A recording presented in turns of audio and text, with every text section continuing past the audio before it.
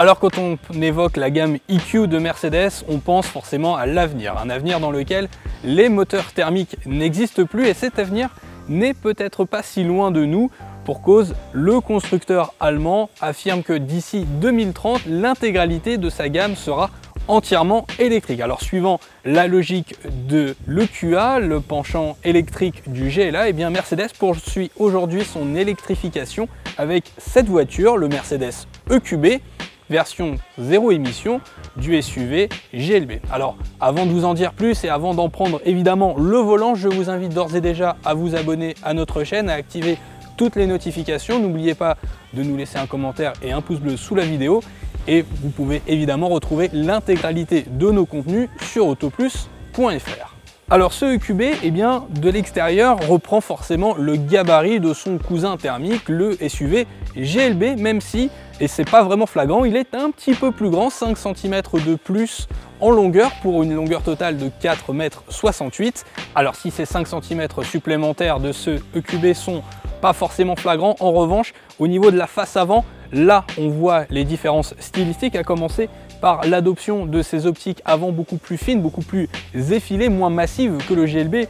Des optiques d'ailleurs au passage intégrales LED, ça c'est pour avoir une visibilité parfaite. Et puis surtout, c'est l'adoption de ça, cette calandre noire fermée que l'on appelle chez Mercedes Black Panel, typique des modèles électriques du constructeur allemand.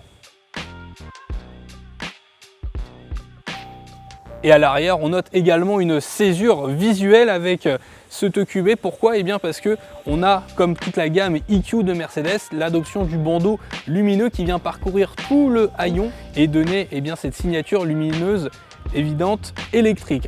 Évidemment, on note aussi la disparition des sorties d'échappement, véhicule électrique oblige, et puis on remarque également que la plaque minéralogique est désormais placée sur le bouclier. Mercedes affirme que cela donne un côté beaucoup plus fluide, beaucoup plus épuré à cet EQB, mais on va voir qu'à l'intérieur, en revanche, les subtilités sont beaucoup moins flagrantes. Alors une fois à bord, là aussi, on est clairement en terrain connu pour cause, ne serait-ce qu'au niveau du poste de pilotage, on retrouve tous les composants du GLB, à commencer par cette dalle numérique que l'on appelle widescreen, qui regroupe les compteurs numériques que l'on peut d'ailleurs changer selon 4 styles d'affichage, ou encore cet écran central de 10,25 pouces qui distille toutes les informations relatives au véhicule, ou encore tout le système d'infotainment MBUX pour Mercedes-Benz User Experience. Et puisque je vous parle du système d'infotainment MBUX, sachez qu'on a un petit peu la part belle au tactile, mais aussi au bouton physique. Alors le tactile se contrôle directement via l'écran central, où le tactile répond de manière assez efficace, même si on a connu mieux aussi sur le segment. Et puis on a également après, au niveau de la console centrale, tous les boutons nécessaires aux commandes et à la navigation du véhicule, aussi bien au son de la radio. Bref, un mélange de tactile et de boutons physiques, comme je vous le disais. Et puis pareil, pour les boutons de climatisation, on retrouve un peu ces boutons aviation qui là aussi sont assez bien intégrés, de manière assez fluide, assez linéaire et dynamique, pour donner un ensemble très homogène à cet EQB. Mais il y a quand même quelques petites subtilités qui contrastent avec son cousin thermique, à commencer par ce petit liseré lumineux qui parcourt toute la partie supérieure de l'habitacle, de couleur bleue évidemment. Un code couleur que l'on retrouve également au niveau des buses d'aération ou encore au niveau des seuils de porte avec la position du logo EQB. Et enfin, pour corroborer le côté un petit peu technologique, on retrouve l'affichage tête haute qui distille lui aussi toutes les informations nécessaires à la conduite. Bref, une voiture résolument technologique.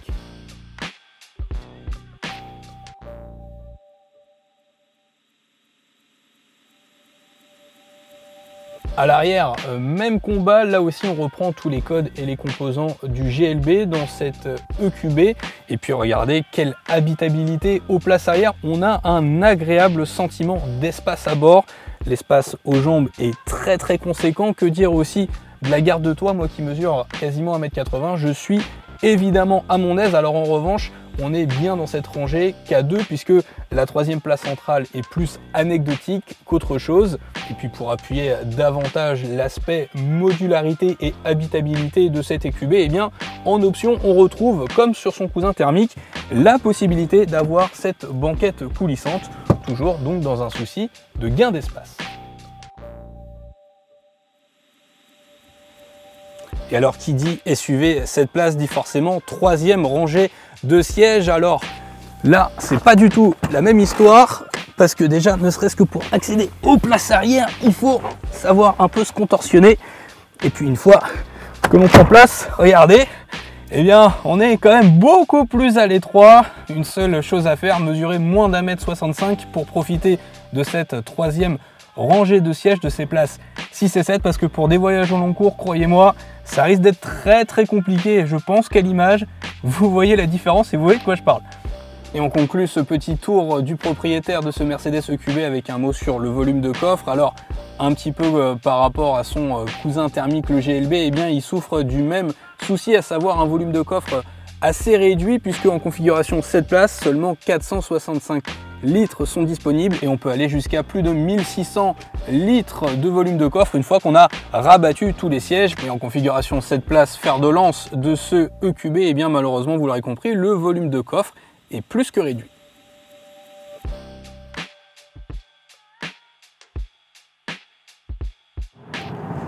Alors une fois au volant de ce Mercedes EQB, eh bien, ce qui est frappant dès les premiers tours de roue, c'est son confort. Alors évidemment, véhicule électrique oblige, on a un silence d'utilisation, on a même une insonorisation. D'ailleurs, Mercedes a mis l'accent sur ce point pour construire ce Mercedes EQB et ça se ressent puisqu'on n'a quasiment aucun bruit de roulement. On roule dans un silence absolu, on a presque un effet de cocooning. En plus, dans notre version haut de gamme, eh bien, on a même ce joli toit ouvrant vitré qui permet eh bien, de profiter pleinement de son véhicule électrique en toute quiétude, et ça c'est fortement appréciable, d'autant plus quand on fait le parallèle avec son cousin thermique, le Mercedes GLB, eh bien on pouvait se souvenir de ces bruits parasites, notamment liés à sa motorisation diesel. Eh bien les quelques défauts qu'on pouvait trouver au Mercedes GLB sont complètement gommés avec cette EQB. Un autre point appréciable avec cette auto, eh bien, c'est sa maniabilité et sa stabilité. C'est vrai que de prime abord, SUV familial oblige, on n'attend pas de cette voiture d'être ultra performante et peut-être même un peu pataude en conduite dynamique. Eh bien, bonne surprise, il n'en est rien puisque cette voiture se comporte tout à fait parfaitement. Notamment, on remerciera au passage les jantes de 20 pouces optionnelles sur notre modèle d'essai, mais qui contribuent à l'ensemble à une bonne tenue de route. Et puis derrière, on profite aussi eh bien, d'une bonne motorisation électrique. Alors ça, c'est sûr que, encore une fois, ce EQB 350 offre de bonnes prestations à ce niveau-là. Pour cause, on a deux moteurs électriques d'une puissance totale de 215 kW, ce qui représente 293 chevaux. Et puis surtout, l'avantage d'un véhicule électrique, eh bien, c'est le couple disponible dès 0 tours minute. Et sur notre modèle d'essai, eh bien, cet EQB propose 520 Nm de couple, ce qui fait que eh bien, dès qu'on met gaz, la voiture part tout de suite et on profite eh bien, de très bonnes relances et le moteur se montre disponible et plein partout. Ce qui veut dire que quel que soit l'usage que vous allez faire de cet EQB, à savoir en ville, mais aussi sur des trajets au long cours ou même comme c'est le cas actuellement sur l'autoroute, eh bien ce Mercedes EQB se montre tout à fait satisfaisant.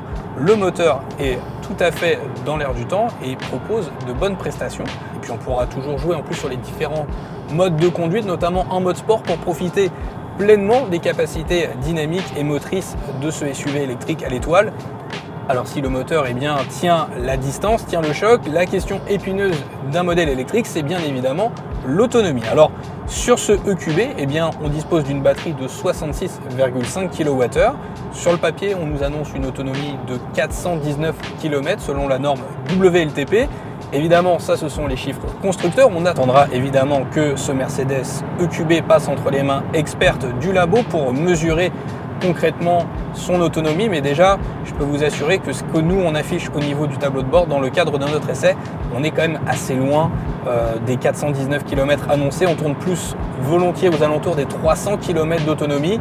Donc à noter que Mercedes annonce aussi une version grande autonomie de son EQB à venir. Donc pour celles et ceux qui souhaiteraient voyager longuement au volant eh bien, d'un SUV électrique à l'étoile, il faudra peut-être attendre et opter justement pour cette version longue autonomie.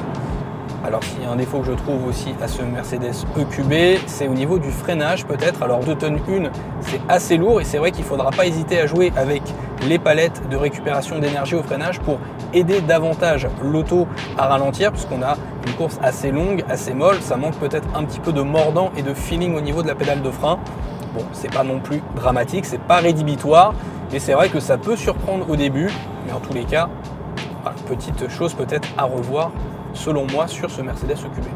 Alors on va conclure cet essai du Mercedes EQB avec les tarifs. Alors à l'heure où je vous parle, Mercedes n'a pas encore communiqué officiellement sur les tarifs, mais on peut vous annoncer aujourd'hui que ce Mercedes EQB, dans notre modèle d'essai, dans cette finition haut de gamme, eh bien, tourne aux alentours des 64 000 €.